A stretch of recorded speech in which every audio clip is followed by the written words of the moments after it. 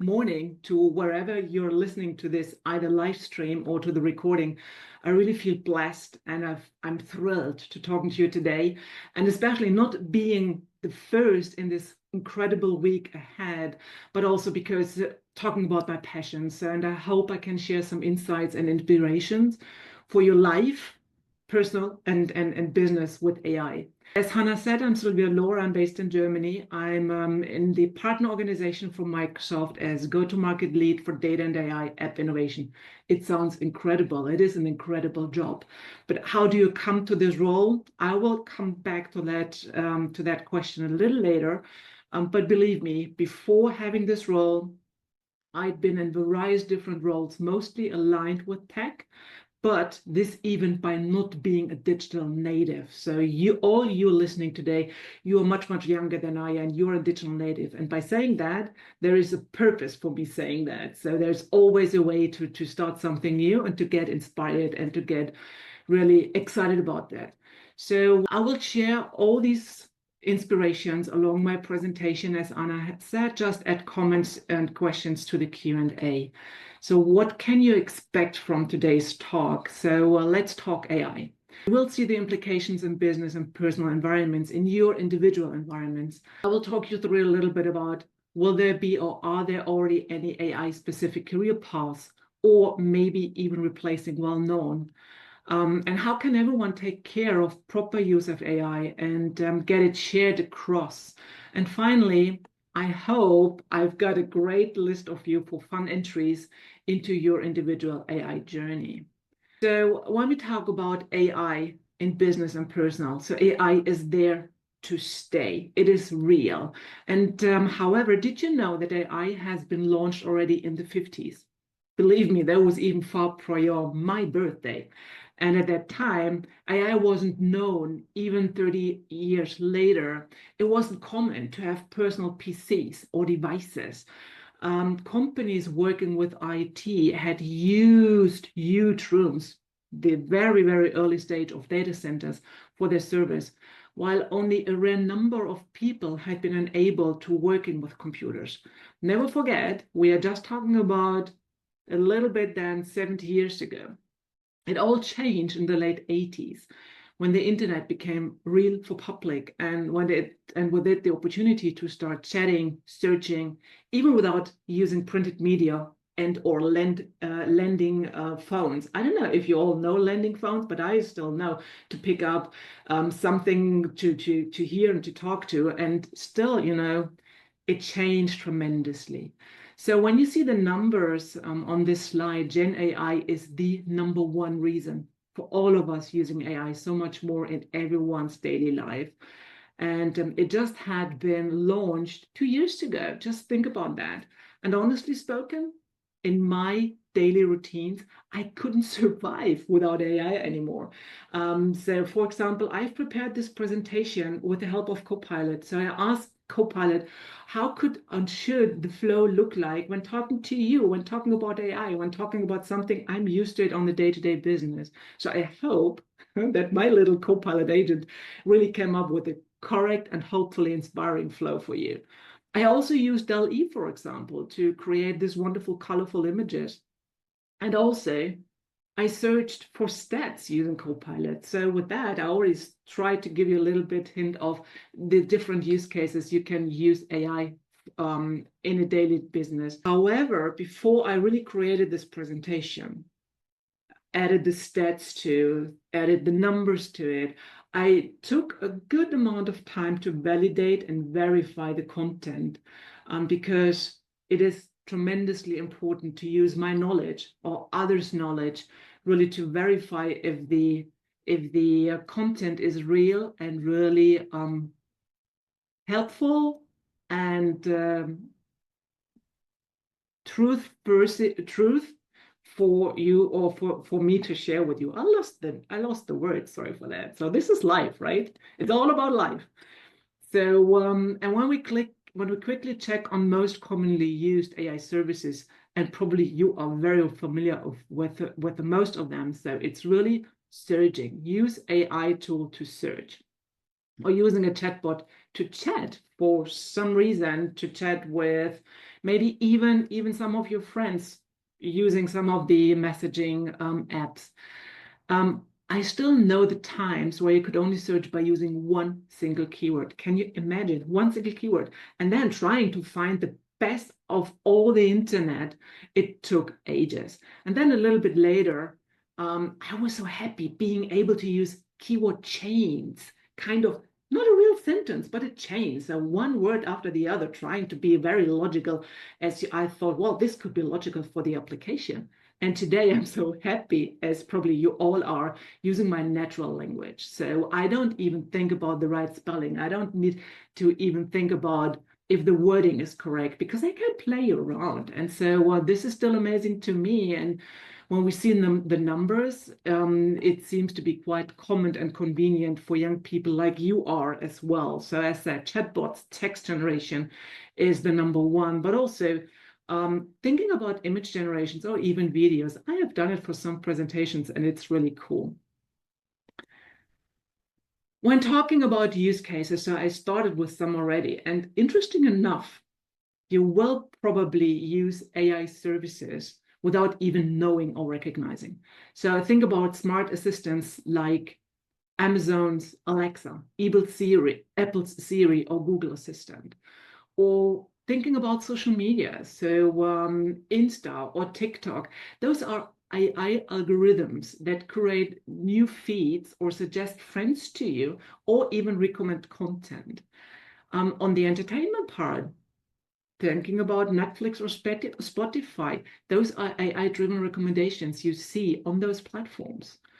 And also, I already mentioned some of those AI-powered chatbots and virtual assistants. So really helping you, for example, for those having banking accounts to do your banking stuff, or in financial security or any security part, advanced algorithms can detect unusual patterns to identify fraud. Very, very important. Now we'll come to that in a minute. Healthcare, something for everyone, right? So AI is being used to improve diagnostics and treatment plans even, or mental health. So think about AI is already helping by improving access to mental health services or even maybe virtual therapy sessions. Talking about environmental sustainability, a huge, huge, huge topic for everyone, right? So AI is being used also to monitor and manage natural resources more efficiently. So these new use cases do provide new career paths. So now I'm coming to the educational part and what you can do when thinking about AI. So those new career paths are either data science or engineering and development, which is a little bit more traditional already when we talk about software applications and development. But we also have new career paths in robotics or cybersecurity, just to name some. So for those, there are already some kind of exams to be taken. But most importantly, whenever we talk about education, quality education in AI is really your daily learning. So remember, I started this session by saying I'm not a digital native.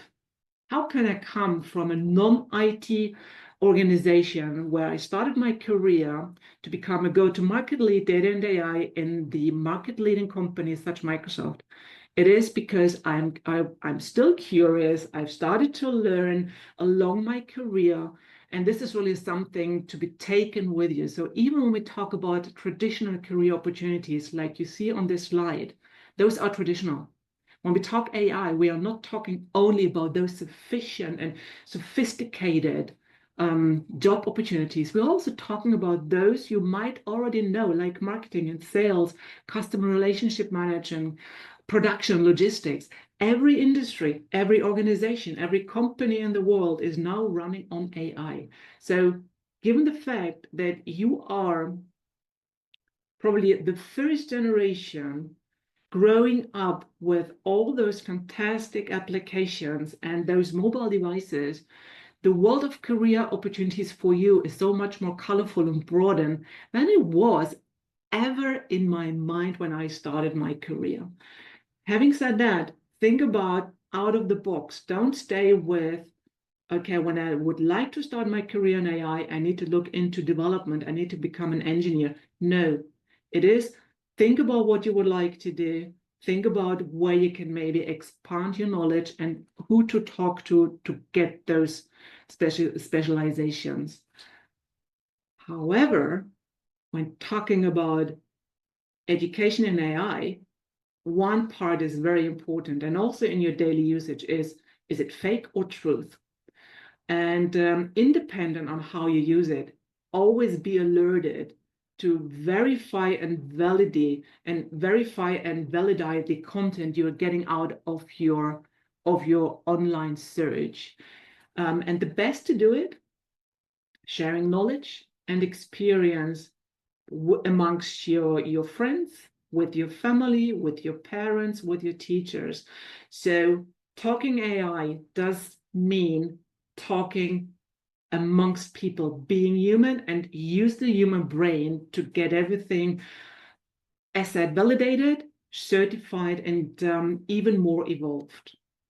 At Microsoft, for example, we have started the so-called responsible AI principles already in 2018. So far earlier than ChatGPT had been launched and the hype started. And this is a milestone for each of us in Microsoft, but also across the tech industry. So we are talking about fairness. We are talking about reliability. How reliable is the system working with AI? Privacy, so data security. How inclusive is an AI application? Transparency, who has really developed that application, and then who is accountable for the content being shared with you. So this is really a great start into your new life, thinking, talking, playing with AI. And remember the different career paths. Education in AI means first and foremost, be curious, test, play, and share every day. On this slide, you will see a list of free workshops and courses you can start with. But as said, talk to your parents, talk to your teachers, talk to someone you trust, how you can start, talk to organizations like Teens in AI. Follow this week to get more inspirations, to get a better understanding of where you can maybe start your own career and your own pathway. And also get connected to initiatives such as maybe the Girls' Day. So there will be Girls' Day in the upcoming months where you can start looking into some of those careers where you would have never thought that this could be a job in a tech company.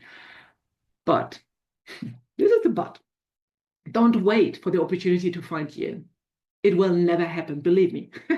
But start looking for opportunities and be courageous to follow new directions. So this is how AI started, and this is how careers in AI will be taken forward. So I don't know anyone who had really studied purely AI. And believe me, I'm working with a lot of different fantastic brains and people. But we all started with different backgrounds, but with one common ground: curiosity, open mind, and the ultimate will of collaboration. And to end up this talk, I would like to share this wonderful statement. Don't let anyone rob you of your imagination, your creativity, or your curiosity. It's your place in the world. It's your life. Go on and do all you can with it and make it the life you want to live. And this had been given by Mae Jemison, an engineer and physician, and one of the females in the NASA, being a NASA astronaut. So this is a fantastic statement, and I hope I could have given you a little bit of my passion and a little bit of my love to AI and talking to you and get you inspired. Thank you. Thank you so much, Sylvia. Thank you. So we're just going to move on to the Q&A session now. Which AI do you use at Microsoft, like Midjourney, ChatGPT's picture generator? Oh, this is a very good question. I hoped I wouldn't get that question because it's very technical. No. It's just a joke. So actually, Microsoft AI platform is agnostic. So it's not depending on one application. we can really work with everyone, every application. So for example, I just mentioned DALL-E. So this is part of Copilot. So as said, it's agnostic, and you don't need to think about one, but you can try around. Thank you so much. That's really interesting. I wanted to ask if you had one piece of advice for your younger self when you were starting a career in tech, what would it be? Definitely. Stay confident and patient. I think, well, maybe not only me, but when you're younger, you tend to overrun yourself, thinking, "Oh, I would like to achieve this by then. I would like to do this by then," um, and start thinking about there is not one track only. There can be right and left, right and left, and even talking to others and ask for help. This is really something which helped me a lot. And think about a network. Thank you so much. We've got another question in the Q&A chat. What are the most unusual uses of AI have you seen throughout your career? This really depends on the time when I started looking into AI, honestly spoken. So I can remember a time when I was responsible for marketing and sales for so-called conversational AI. And that is part of contact center, so customer service. I was thinking, you know what? Why do I need to type in my request in a virtual assistant? Why can't I use my voice? And I felt, wow, I'm such a great brain. It only took 4 weeks until I got the information that, hello, there's already a team in the company talking about voice biometrics, how you can use voice to verify yourself. So it was kind of, okay, this was for me a very total unusual use case, but one which really makes life so much easier. Thank you so much. Moving on to the next question. How can educators and policymakers collaborate to bridge the gap in educational opportunities for underserved communities and ensure lifelong learning for all? Love that question. Um, I think first and foremost, it is so important that we see a triangle of responsible people or responsible organization, educational, politics, but also organizations such as Microsoft, really working together, sitting together to understand the market current situation, what needs to be done in regards of digitization, for example. So, and believe me, and I know this might sound weird, but me being in Germany, everyone I'm talking to seems to be or is being recognized as a country being digitalized and having great infrastructure. It is not the case. Having said that, so there are so many other countries which I have never thought that they are really market leading. Having said that, countries who would like or that would like to support education need to understand where they are.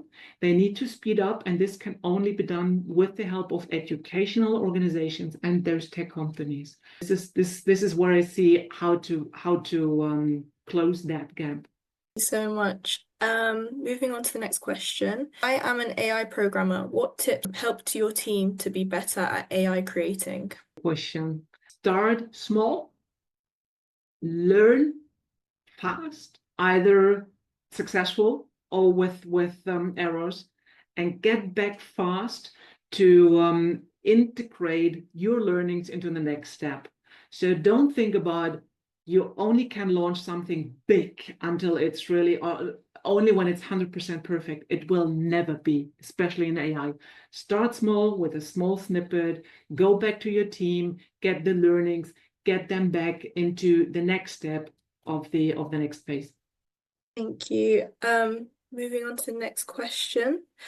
Does using AI have downsides, for example, its effect on climate change? And can you tell us more about those downsides? Yes. Climate change is one, but also the way of communication. So when it comes to climate change, yes, definitely, for sure, because the more AI we are using, the more data is being streamed and the more data is available. So this requires a lot of electricity, and this requires a new way of thinking how to generate electricity, right? So at Microsoft, for example, we are building a lot of data centers, and Microsoft by heart is saying that those data centers need to be climate neutral, and they are very, very ambitious goals to become climate neutral in the next couple of years. I'm not talking about centuries. I'm really talking about 1 or 2 handful of years. So this is a downside as long as organizations are not seeing their own responsibility. Another downside beside climate change is really how people connect to each other. And this comes back to, and this is also something out of my heart, this comes back to fake and truth. So just because AI is there and Copilot is there, it doesn't mean that you can lose track of how to talk to people and how to help others. And it's all still a human business. Thank you so much. How can we ensure AI remains a tool for progress rather than a threat to society? You know what? This is a fantastic closing because it's really, everyone, let's everyone in this call become an ambassador about AI, how to use AI for the best for the society, how to really use it and how to stay on top of those new applications and not using it to become anonymously, and as said, a threat by ourselves. Thank you so much, Sylvia, for your talk. I hope that our audience feels empowered and inspired to learn more about AI and education. I want to hugely thank our incredible corporate partners, the Sage Foundation, and Red Hat.